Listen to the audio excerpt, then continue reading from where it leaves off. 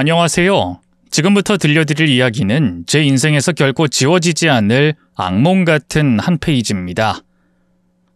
사랑이라 믿었던 결혼 생활의 이면에 도사리고 있던 공포.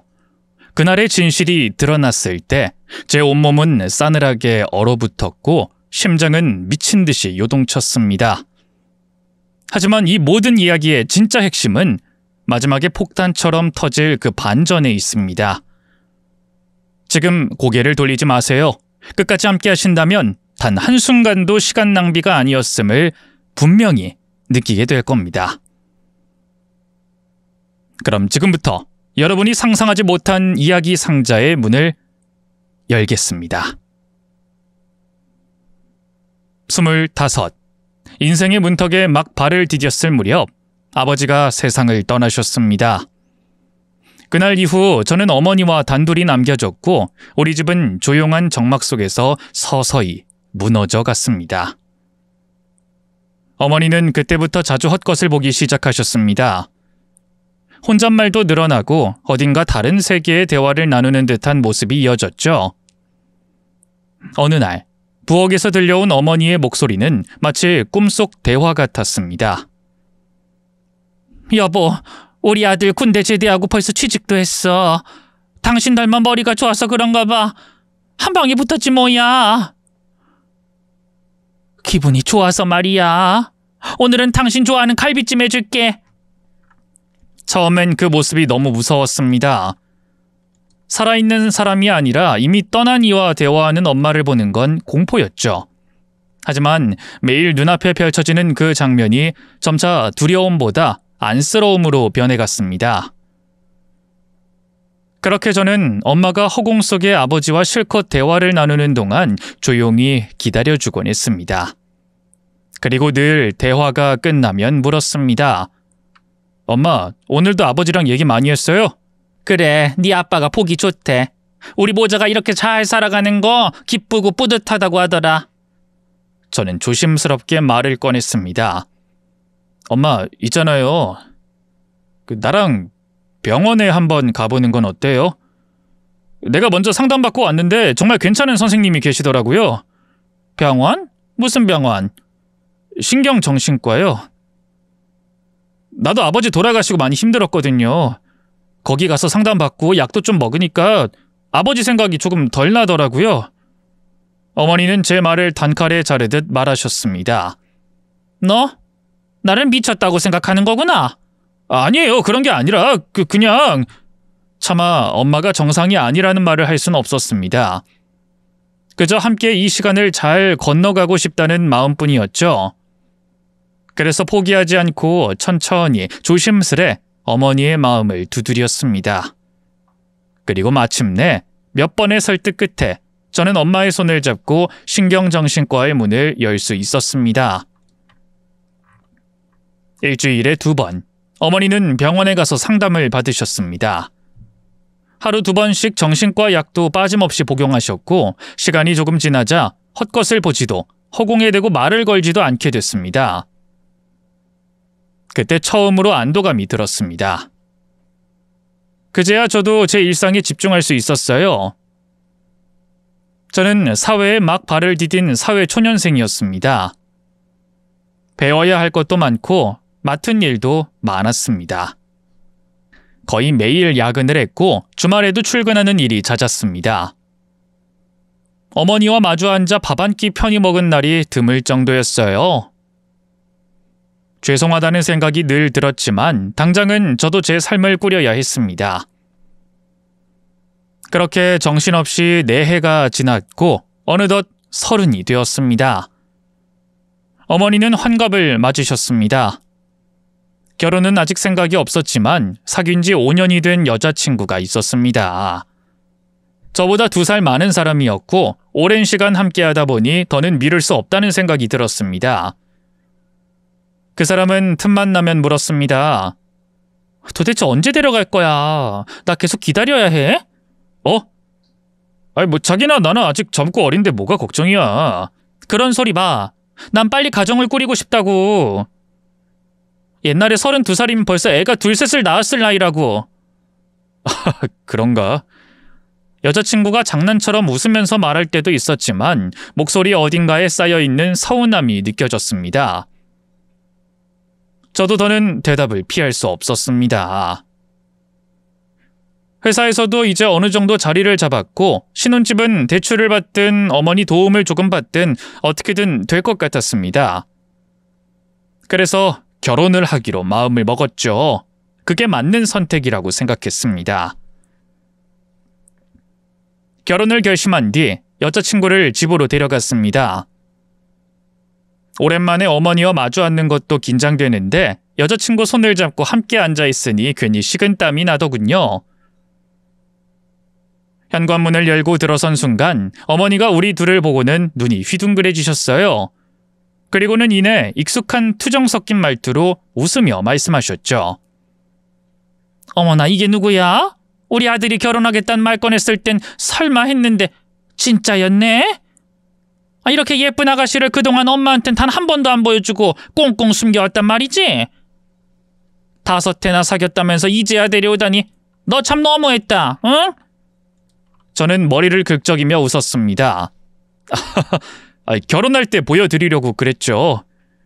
아무튼 여자친구 마음에 드셨으면 좋겠어요.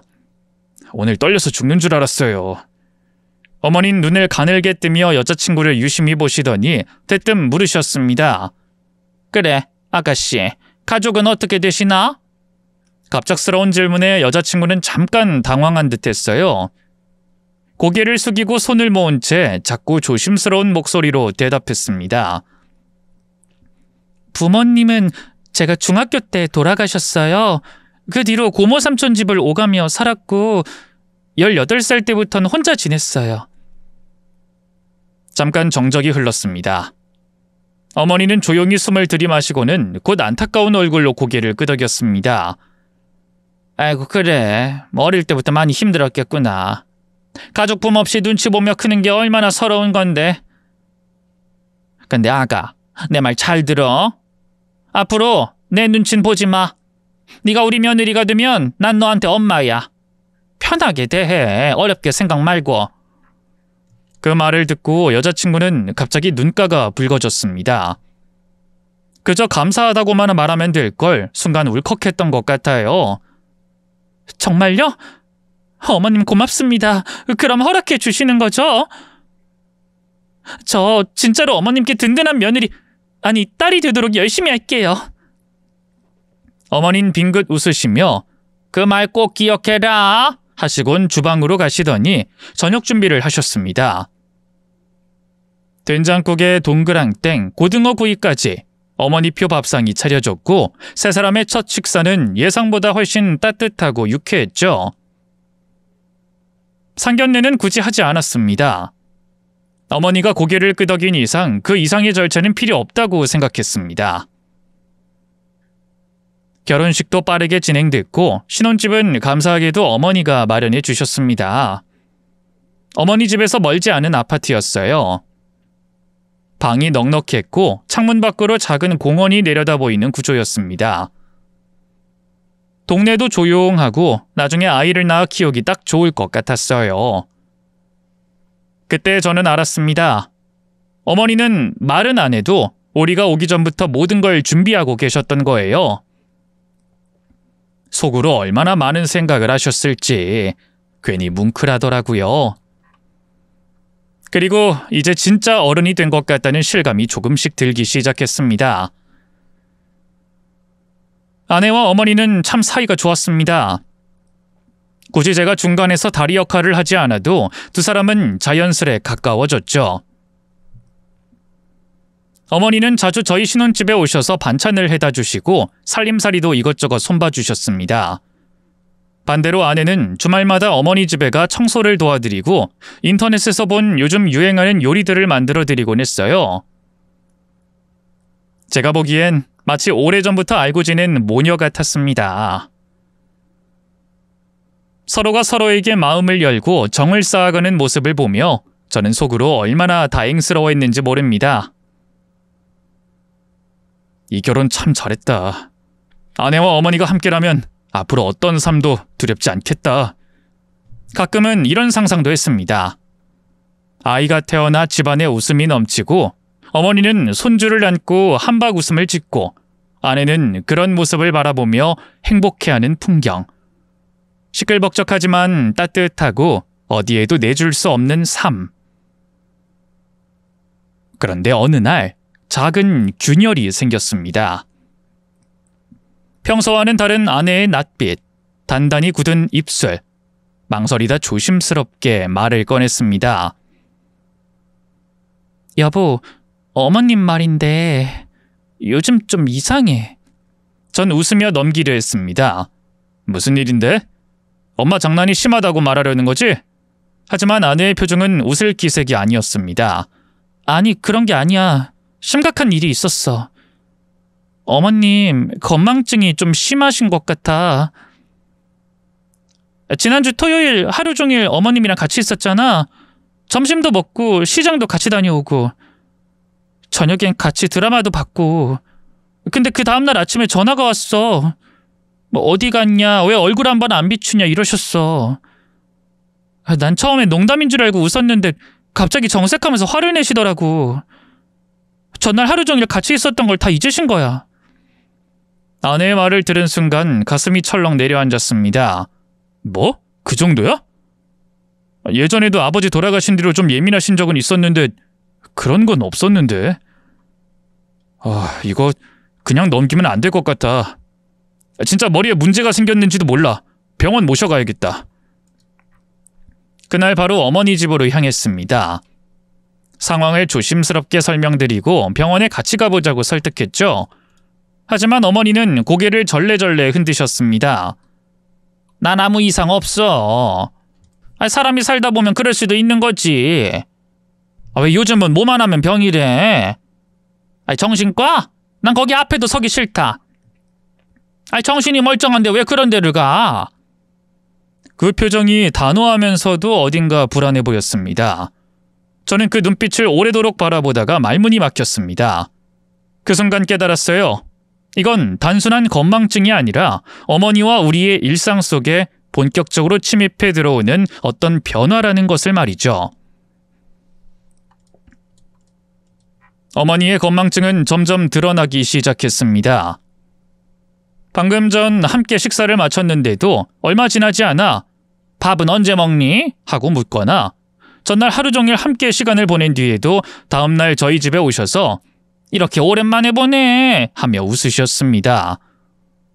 농담으로 넘기기엔 점점 상황이 이상해졌습니다. 이대로는 안 되겠다 싶어서 불안함이 현실이 되기 전에 움직여야 했습니다. 결국 어머니를 설득하다 못해 약간은 억지로 병원에 모시고 갔습니다. 뇌 MRI와 인지기능 검사, 심리 상담까지 받게 해드렸죠. 병원에서 기다리는 내내 제 손엔 땀이 나고 심장은 조용히 뛰지 않았습니다. 결과가 무서웠거든요. 검사를 마치고 의사 선생님은 비교적 차분하게 말했습니다. 초기 치매로 보입니다. 아직은 약을 꾸준히 드시고 가벼운 운동과 좋은 일상 루틴을 만들면 충분히 좋아질 수 있어요. 지금부터가 중요합니다. 심각한 상태는 아니라는 말에 잠시 안도했지만 마음 한켠은 여전히 무거웠습니다. 그날 이후 저는 어머니를 더 자주 찾아뵈었습니다. 적어도 이틀에 한 번은 꼭 시간을 냈고 어머니가 약을 제때 드시는지도 계속 확인했어요. 특히 아내가 나서서 약 복용을 체크해주고 식단이며 생활 루틴까지 신경 써줬습니다. 처음엔 상태가 조금씩 호전되는 듯 보였어요. 웃는 얼굴도 늘었고 예전처럼 음식을 하시거나 텔레비전을 보며 반응도 하셨죠. 그런데 2달쯤 지나자 다시 이상한 낌새가 보였습니다. 어머니는 말을 반복하고 하루 전에 나눈 이야기를 전혀 기억하지 못했습니다. 아내는 더는 안 되겠다고 판단한 듯 어느 날 제게 말하지도 않고 짐을 싸서 어머니를 집으로 모셔왔습니다. 어머님, 앞으로는 저희랑 같이 지내요. 같이 자고 같이 밥 먹고 하루하루 제가 도와드릴게요. 어머니는 처음엔 화를 내셨습니다. 아이 새아가, 이렇게까지 안 해도 돼. 내가 가끔 깜빡하는 거지 무슨 병자 취급을 하니. 나도 사람인데 나만의 생활이 있고 프라이버시가 있다고. 그 말에 아내는 잠깐 말없이 고개를 숙이더니 조용하고 단단한 목소리로 다시 말했습니다. 어머님, 외출하고 싶으시면 얼마든지 하세요. 대신 저랑 통화만 잘하시고 어디 계신지만 알려주세요. 그리고 예전에 어머님이 말씀하셨어요. 저를 딸처럼 생각해 주신다고. 저도 그 마음 잊지 않았어요. 그래서 이번엔 제가 엄마처럼 어머님을 챙기고 싶어요. 같이 한 입을 덮고 지내면 그것도 다 추억이 되겠죠. 저랑 재밌게 지내봐요. 우리 엄마랑 딸처럼. 어머니는 한참 말을 잇지 못하셨습니다. 그러다 작게 중얼거리셨어요. 니들 신혼인데 내가 이 나이에 뭐 하는 건지 모르겠다. 이렇게 끼어있는 게 괜히 추한 것 같아. 그 순간 저는 아무 말도 하지 못했습니다. 속으로는 너무 미안했고 또 너무 고마웠습니다. 아내가 저 대신 먼저 행동했고 그 결정이 틀리지 않다는 걸 알았기에 더더욱 말이죠.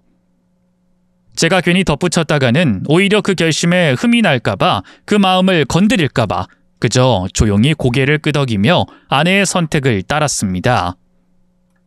아내 덕분에 어머니는 저희 집에서 편안하게 지내셨습니다. 약도 빠짐없이 챙겨 드시고 식사도 잘하시고 표정도 밝아졌습니다. 가끔 건망증 증세가 보이긴 했지만 예전처럼 심하진 않았고 저는 진심으로 좋아질 거라고 믿었죠. 무엇보다 아내가 참 정성을 다해줬습니다. 매 끼니를 손수 차리고 어머니와 함께 운동도 나가고 병원 진료도 동행했으며 요즘엔 명상 프로그램까지 함께 배우러 다녔습니다. 그 모든 걸 보면서 저는 하루에도 몇 번씩 마음속으로 고마워했어요. 어느 날 제가 아내에게 말했습니다. 여보, 당신 정말 수고 많아. 엄마한테 잘해줘서 고마워. 내가 하고 싶어서 하는 건데 뭘 그래. 그리고 당신 어머니가 내 어머니기도 하잖아. 그 말에 괜히 울컥했습니다. 맞아, 그렇지. 아무튼 고마워. 늘 마음속에만 담아뒀는데 오늘은 꼭 말하고 싶었어. 그러고는 조금 망설이다가 장난기 섞인 목소리로 덧붙였습니다. 근데 말이야, 요즘 당신 엄마랑만 자잖아. 우리 둘이 알지? 뭐? 알면서 오늘은 우리 둘이 자자. 이 혈기왕성한 남편의 소원 좀 들어줘. 아내는 웃지도 않고 말했습니다. 오늘은 안 돼. 어머님이랑 옛날 이야기하다가 자려고. 당분간 더 따로 자자. 당신 이러기야? 우리 지금 신혼이야, 신혼. 서운함이 밀려왔지만 말끝을 흐렸습니다. 속으론 아쉬워도 어머니 곁을 지키는 아내에게 감사한 마음이 더 컸기에 괜한 투정으로 분위기를 풀었죠. 하지만 그날 밤 잠결에 갈증이나 거실로 나가던 중 안방 문틈에서 작게 흘러나온 목소리가 들렸습니다. 처음엔 그냥 대화인 줄 알았는데 익숙하지 않은 단어들이 들려와 무심코 발걸음을 멈췄습니다. 어머님, 실례지만 재산이 얼마나 되세요? 그냥 궁금해서 묻는 거예요. 솔직하게 말씀해 주세요.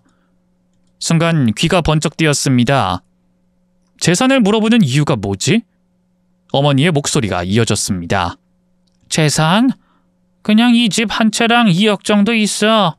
그 돈은 네 아버지가 남기고 간 거야.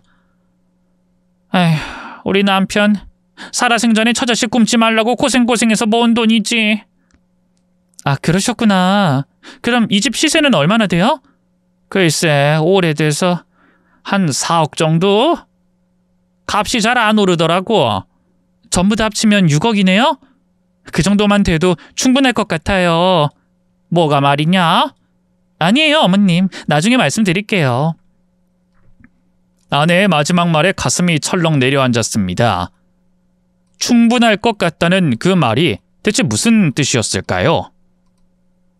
그 순간 머릿속이 복잡하게 얽히기 시작했습니다. 아내가 지금껏 어머니를 돌본 건 진심이었을까? 아니면 계산이 깔려 있었던 걸까?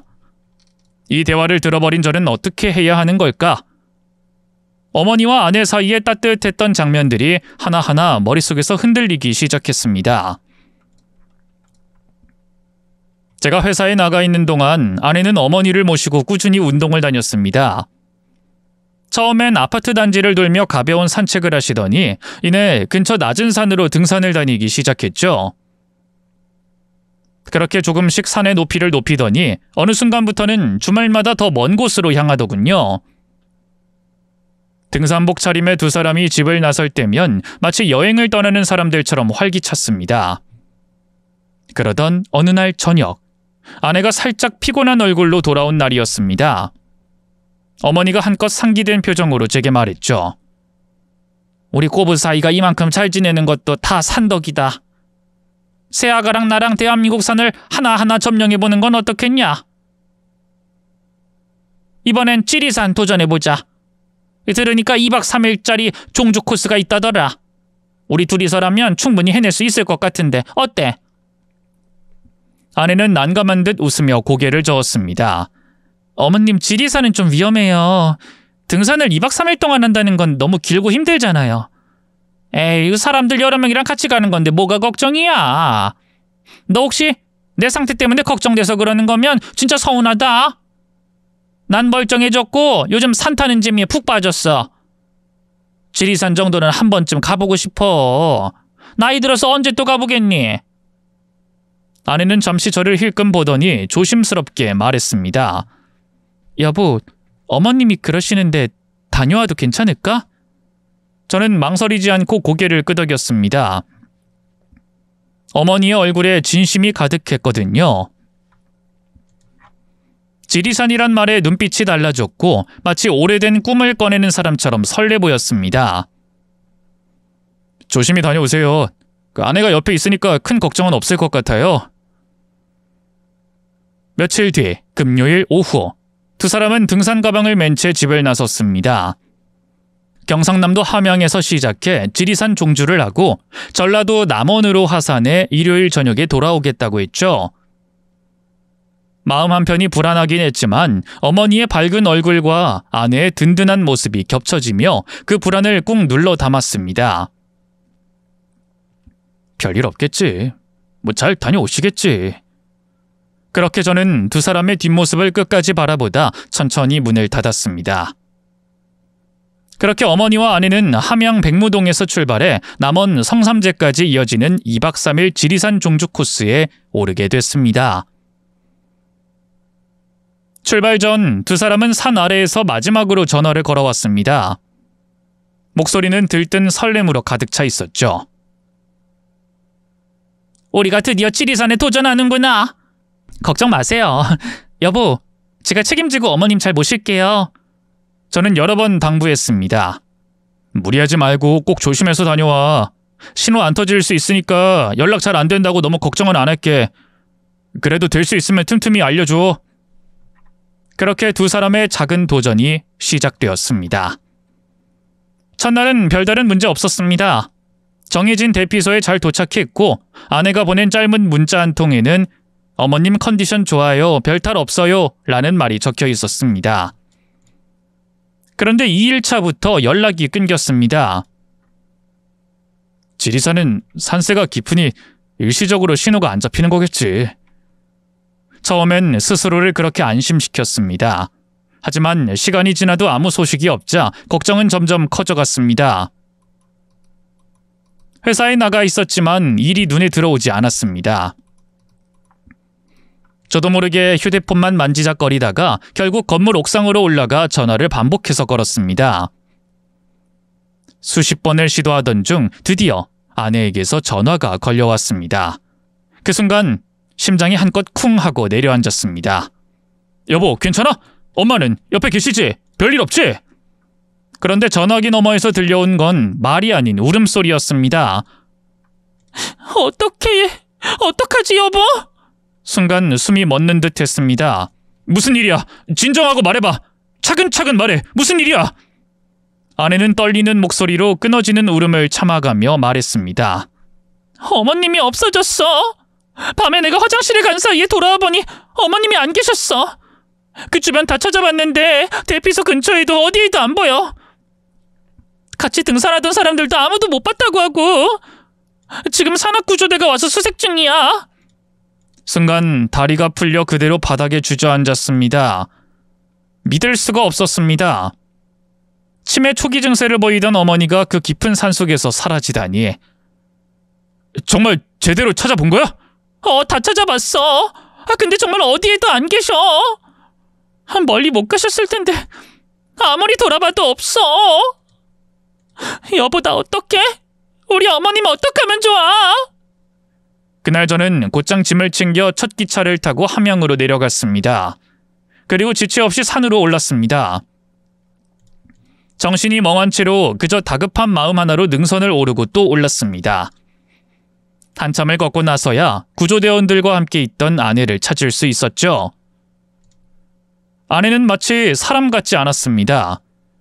눈은 퉁퉁 부어올라 눈동자가 제대로 보이지 않았고 얼굴은 창백했고 입술은 벌벌 떨고 있었습니다. 말이 나오지 않았죠. 아내는 제 얼굴을 보자마자 고개를 숙이고 다시 울음을 터뜨렸습니다. 아무 말도 하지 않아도 얼마나 후회하고 얼마나 무너졌는지가 보였습니다. 그리고 전 그때 깨달았습니다. 이제 단순한 산행이 아니라 절박한 수색의 시간이 시작됐다는 것을 말이죠. 어머니가 사라진 후 우리는 대피소에 머물며 수색대와 함께 산을 이잡듯이 뒤졌습니다. 능선부터 계곡, 나뭇가지 틈까지 그날 이후 지리산은 더 이상 풍경이 아니라 미로 같았습니다. 깊고 조용하고 잔인했습니다. 며칠이 지나자 결국 헬기까지 동원됐습니다. 산 위를 저공 비행하며 어머니의 흔적을 찾았지만 어디에도 어떤 자취도 보이지 않았습니다. 사람들은 지쳐갔습니다. 구조대원들도 저희도 산도 말이 없었습니다. 결국 산을 내려올 수밖에 없었습니다. 헬기는 계속 뜨고 있고 구조대는 낮 시간대 집중 수색을 이어가겠습니다. 그 말이 우리가 들은 마지막 공식적인 약속이었습니다. 이후로는 기다림뿐이었습니다. 아무것도 할 수 없다는 것이 가장 절망스러운 일이었죠. 우리는 지리산 자락에 작은 숙소를 하나 얻어 그곳에 머물며 어머니가 돌아오길 바랬습니다. 하루하루가 멍했습니다. 시간이 흐르는지도 모르고 하늘을 바라보다 가만히 산만 쳐다보다 또 잠들었습니다. 한 달, 두 달, 세 달. 그렇게 계절이 흐르도록 어머니는 돌아오지 않았습니다. 현수막도 만들었죠. 산 곳곳에 나무 기둥과 바위 옆에 묶어뒀습니다. 어머니를 찾습니다. 그 문장 아래 어머니의 사진이 웃고 있었습니다. 그 미소가 보는 내내 마음을 찢어놨습니다. 아내는 두 달이 지나던 쯤 집으로 돌아갔죠. 혹시 어머님이 집으로 찾아오실 수도 있잖아. 혹시라도 그럴지도 모르니까 내가 집에 가 있을게. 그 말을 남기고 아내는 조용히 떠났습니다. 저도 이해했습니다. 하지만 저는 떠날 수 없었습니다. 혹시, 정말 혹시 어머니가 저 능선 어딘가에서 걸어 내려오고 있다면 그걸 내가 못 보면 두고두고 미칠 것 같았습니다. 그렇게 저는 일도 멈추고 세상과도 단절된 채 지리산 앞에 남았습니다. 그리고 넉 달. 하늘빛은 바뀌고 바람결도 달라졌습니다. 그러나 산은 아무 말도 없었습니다. 지쳐버린 저는 조용히 가방을 들고 집으로 돌아왔습니다.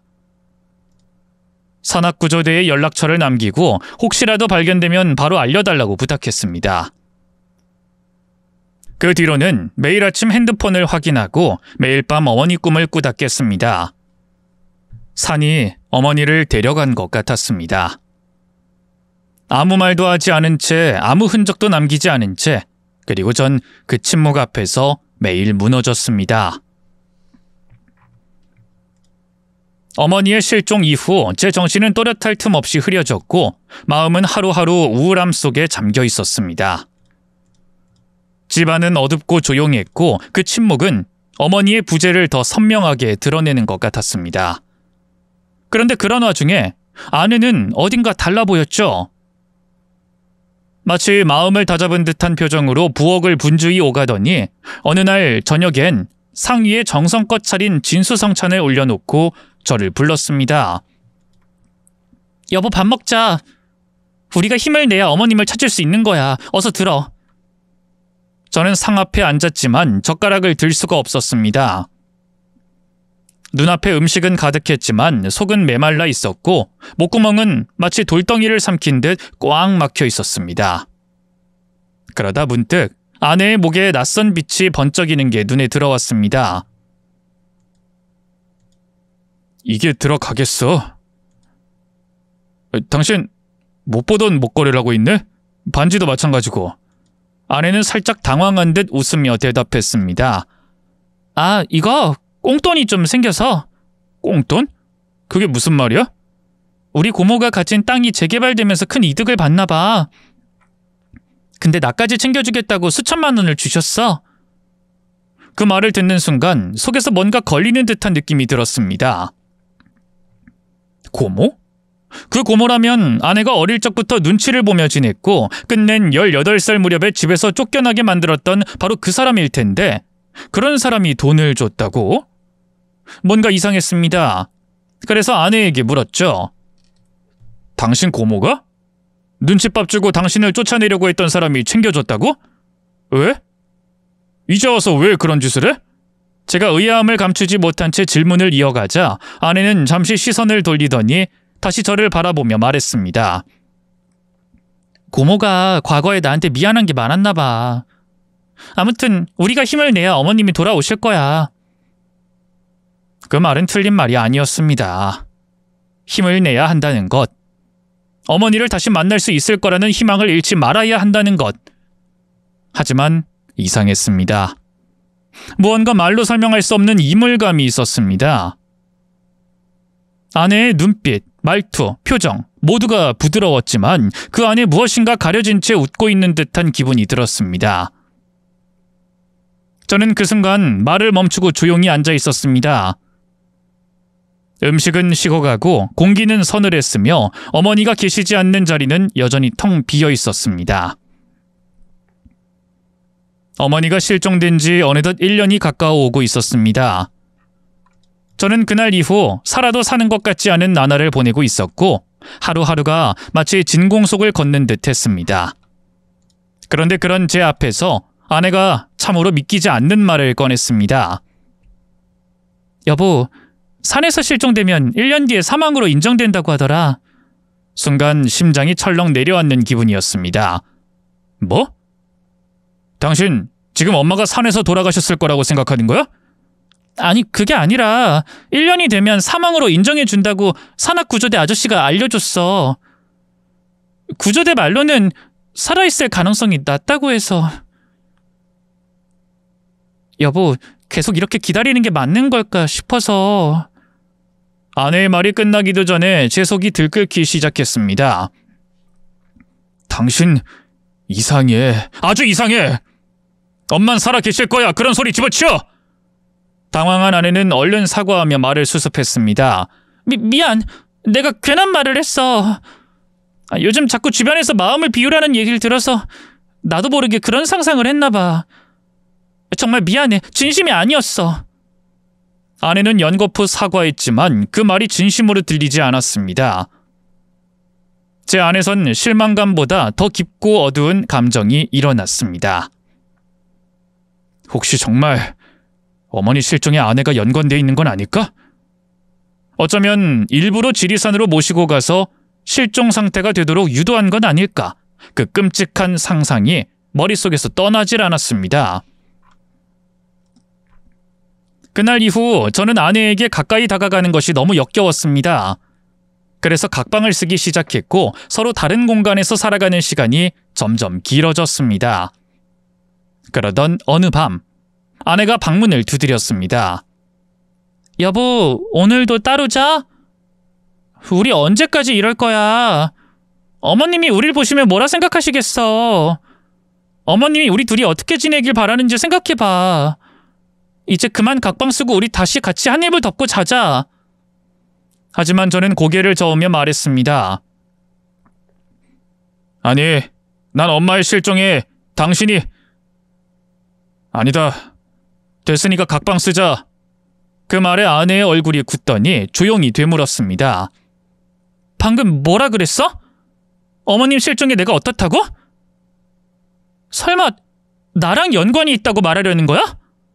그 순간 속으로만 품고 있던 의심을 입 밖으로 꺼내고 말았습니다. 그럴 수도 있다는 생각을 잠깐 했어. 말이 끝나기가 무섭게 아내가 다가와 제 뺨을 힘껏 때렸습니다. 소리가 방 안에 울려 퍼졌고 뺨이 얼얼하게 저려왔습니다. 아니야, 난 아니라고! 어머님을 일부러 잃어버린 게 아니라고!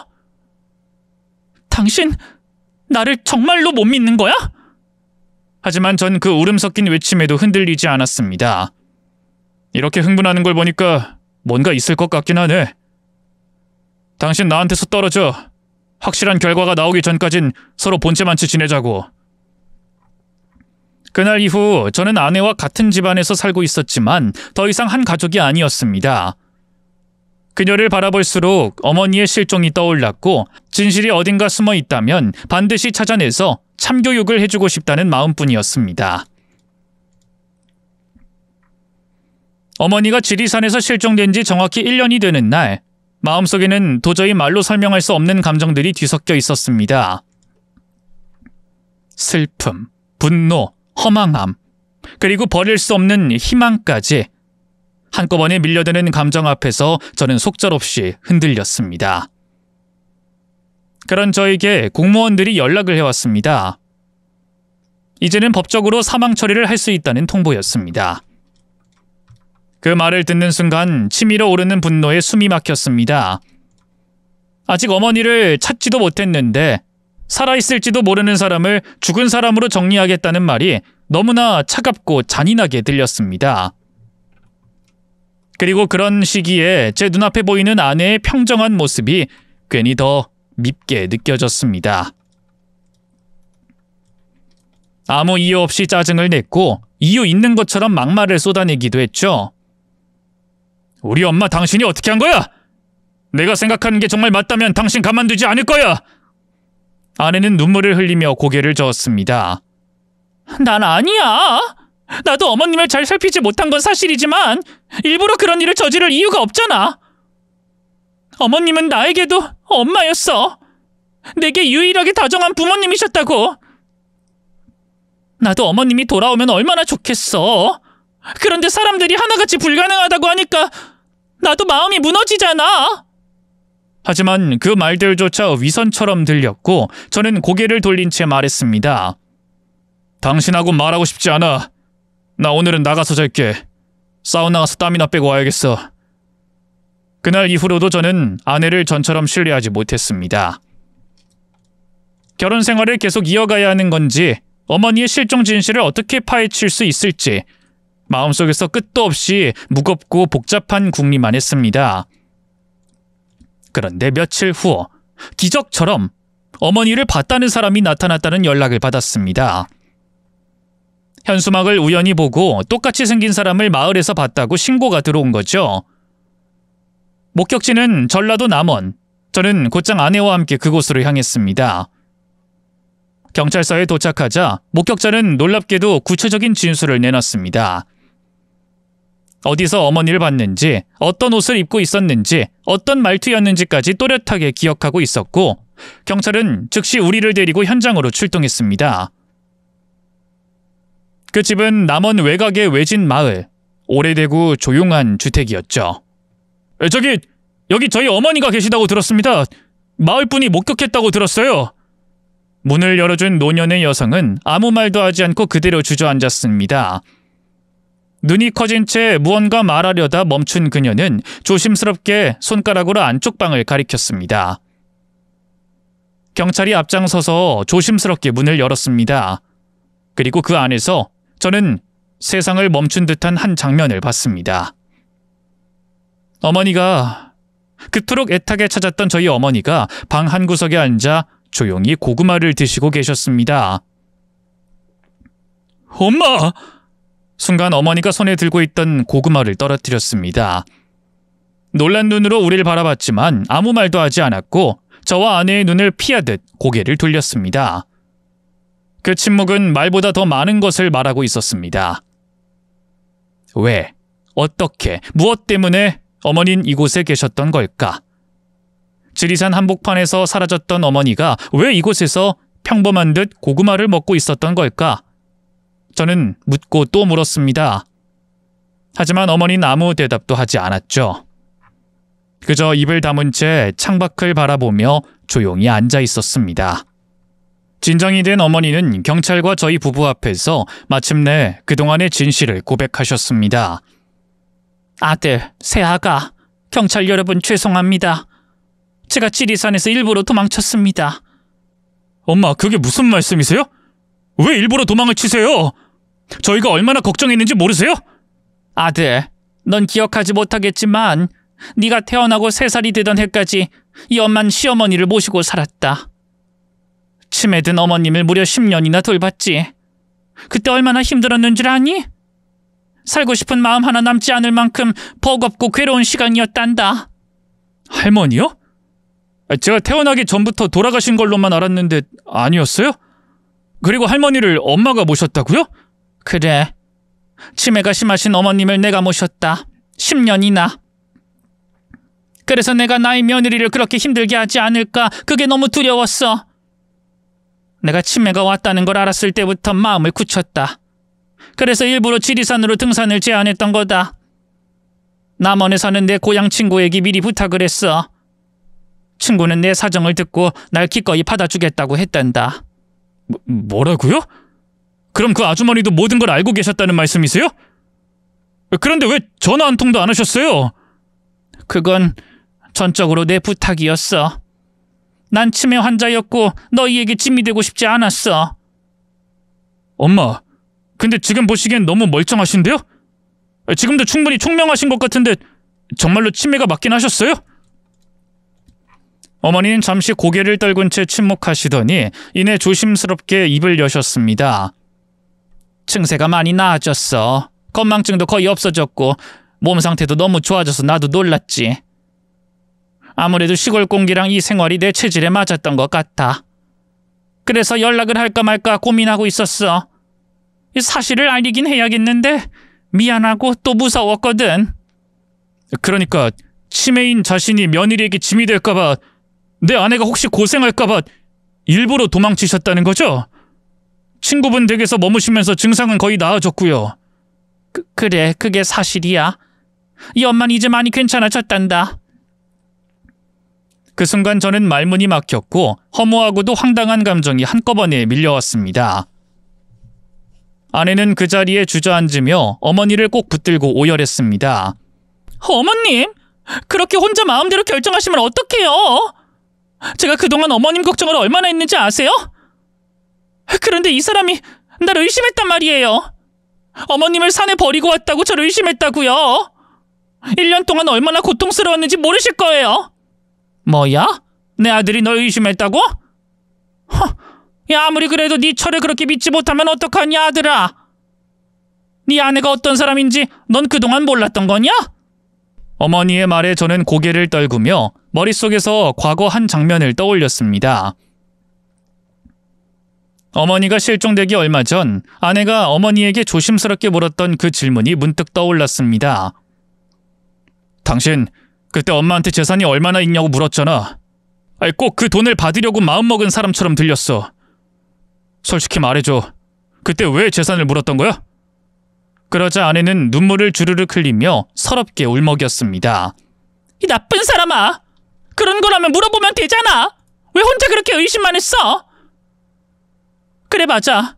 나 어머님께 재산이 얼마나 있는지 물었어. 왜냐면 시골에 집을 지어서 당신, 나, 어머님 우리 셋이서 함께 살고 싶었거든. 내가 모은 돈도 1억 정도 돼. 조금이나마 도움이 될 수 있을 거라 생각했어. 그래서 어머님 돈이랑 당신 돈을 합쳐서 정든 땅에 좋은 집 하나 지어서 정말 따뜻하게 오래 살고 싶었어. 내 말을 믿든 안 믿든 그게 진심이야. 그런 거였어? 여보, 그럼 진작 말을 해주지 그랬어. 언제? 언제 내 마음 물어보기나 했어? 당신은 날 정말 그렇게 몰상식한 사람으로 봤어? 너무해 정말. 미안해. 정말 미안해. 내가 잘못했어. 그동안 당신을 의심했던 것도 당신 마음을 몰라준 것도 내가 다 잘못했어. 저는 그 자리에서 아내에게 무릎 꿇고 사과했습니다. 그리고 그녀의 떨리는 어깨를 붙잡고 다시는 그런 오해 없도록 하겠다고 약속했습니다.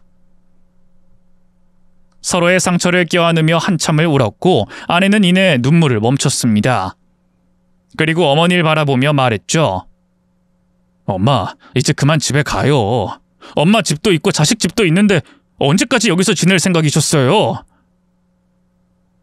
그러자 어머니는 고개를 저으며 부드럽게 말씀하셨습니다. 아들아, 내 상태를 봐라. 시골에서 지내니까 몸이 이렇게 좋아졌잖니. 난 여기가 좋다. 그리고 친구도 혼자라서 외롭지 않다고 했어. 나 여기 있으면 마음이 편해. 그때 아내가 조심스럽게 끼어들며 제안했습니다. 어머님, 여보, 우리 이렇게 해요. 도시생활 접고 여기 어머님 친구분 근처 땅을 매입해서 우리 셋이 함께 살아요.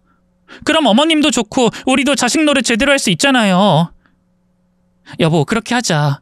우리 이제 시골에서 살자. 시골에서? 그럼 난 돈은 어디서 벌어?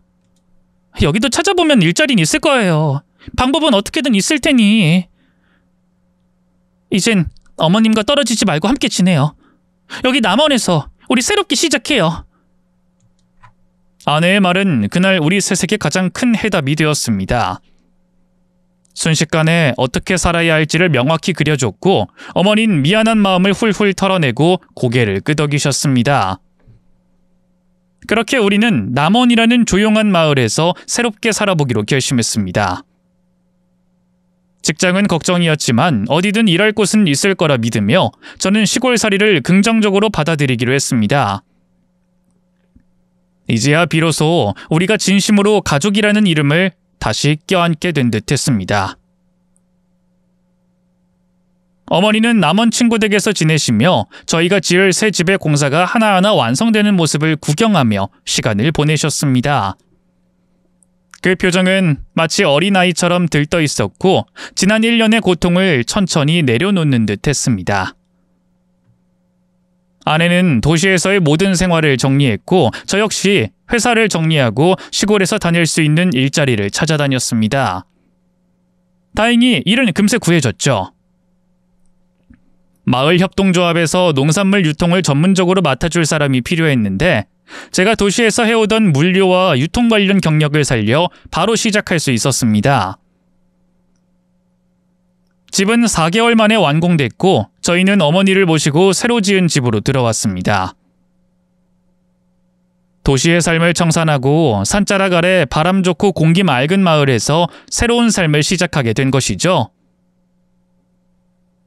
입주를 마치고 나서 가장 먼저 한 일은 어머니를 병원에 모시고 가 치매 정밀 검사를 받는 것이었습니다. 검사 결과 약은 꾸준히 복용해야 했지만 심각한 치매로 악화될 가능성은 매우 낮다는 진단을 들었습니다. 그 말을 듣고 저는 마음 깊숙한 곳에서부터 안도감이 밀려올 수밖에 없었습니다. 엄마, 다행이에요. 정말 다행이에요. 그러게 말이다. 이럴 줄 알았으면 처음부터 그냥 솔직하게 말해볼 걸 그랬다. 난 말이지, 정신을 완전히 놓고 너희들을 못 알아보게 될까봐 그게 너무 무서웠다. 그래서 그냥 조용히 사라지고 싶었던 거다. 그 말을 듣고 아내는 조용히 어머니의 손을 꼭 잡았습니다. 눈빛은 단단했고 말은 한치의 망설임도 없이 흘러나왔습니다. 어머님, 설령 그런 일이 생긴다고 해도요, 전 절대로 어머님 버리지 않을 거예요. 어머님은 이제 저에게도 부모님이에요. 자식이 부모를 어떻게 버려요? 제가 틀린 말 했나요? 어머니는 눈시울을 붉히며 고개를 떨구셨습니다. 미안하다. 우리 새애기한텐 내가 죄인이지. 정말 너무 잘못된 선택을 했어. 미안하구나. 그럼 미안하신 줄 아셨으면 다신 제 곁을 떠날 생각하지 마세요. 우리 이 집에서 오래오래 같이 살 거예요. 행복하게 셋이서요. 아셨죠? 그 말에 어머니는 말없이 웃으시더니 이윽고 아내를 꼭 끌어안으셨습니다. 마치 잃어버린 가족을 다시 품에 안은 듯 그 따스함은 온 방을 물들였습니다. 그 순간 저는 묵묵히 그 모습을 바라봤습니다. 이후 저희 가족은 남원에서 1년 동안 참 재미나고 여유롭게 그리고 푸근하게 살아갔습니다. 새처럼 이른 아침에 일어나고 달빛 따라 늦은 밤을 보내는 그런 평온한 일상이 반복되는 가운데 기쁜 소식이 찾아왔죠. 저희 부부에게 아이가 생긴 겁니다. 10달 뒤 저희는 세상에서 가장 사랑스러운 딸아이를 품에 안았습니다. 그날부터 우리 집은 말 그대로 3대가 함께 사는 진짜 가족의 집이 됐죠. 집안엔 웃음이 끊이지 않았고 딸의 옹알이는 어머니의 허리 통증도 낫게 만들 만큼 귀엽고 활기찼습니다. 어느 날 저는 슬쩍 아내에게 제안했죠. 여보, 엄마한테 딸 맡기고 우리 둘이 여행이나 다녀오자. 우리 요즘 부부 분위기랄까 뭐 그런 것 좀 놓치고 살았잖아. 이가 어머님 앞에서 못하는 소리가 없어. 그러자 어머니가 바로 웃으며 한마디 하셨습니다. 아니다 새아가. 난 손녀랑 둘이 노는 게 제일 좋더라. 둘이 오붓하게 신혼처럼 놀다 와. 걱정 말고. 뭐 사실 어머니가 계시더라도 저희 부부는 밤마다 둘만의 시간을 아주 잘 보내곤 했습니다. 뭐 그렇다고 해서 뭐 항상 뜨겁게만 살 수는 없잖아요. 그래서 가끔은 진짜 뜨거워지고 싶어서 둘만의 여행도 살짝 다녀왔고요. 물론 어머니와 딸아이를 데리고 3대가 함께 떠나는 여행도 자주 했습니다. 그런 여행은 또 그 나름의 맛이 있었죠. 지금 저희 가족은 세상 어느 가족보다도 행복하게, 단란하게, 단단하게 살아가고 있습니다. 치매 초기였던 어머니가 실종되시고 아내를 의심하며 뒤엉켰던 시간. 그리고 그로부터 1년 뒤에 밝혀진 기막힌 반전까지 아직도 가끔 그날을 떠올리면 꿈 같습니다. 그 기억을 누군가에게 꼭 들려드리고 싶었어요. 그래서 용기 내어 썰밤에 사연을 보냈고 이렇게 제 이야기가 세상에 퍼지게 되었네요. 어떻게 제 반전 사연 나름 재미있지 않았나요? 손찌검이 오가는 복수극도 아니고 찐한 치정극도 아니지만 사람 사는 이야기에 웃음과 눈물, 반전이 적당히 섞인 그런 이야기로 기억해 주셨으면 좋겠습니다. 그럼 제 사연은 여기서 마무리하겠습니다. 끝까지 귀 기울여 들어주신 모든 분들께 진심으로 감사드립니다. 건강하시고 사랑이 가득한 삶을 살아가시길 바라며 안녕히 계세요.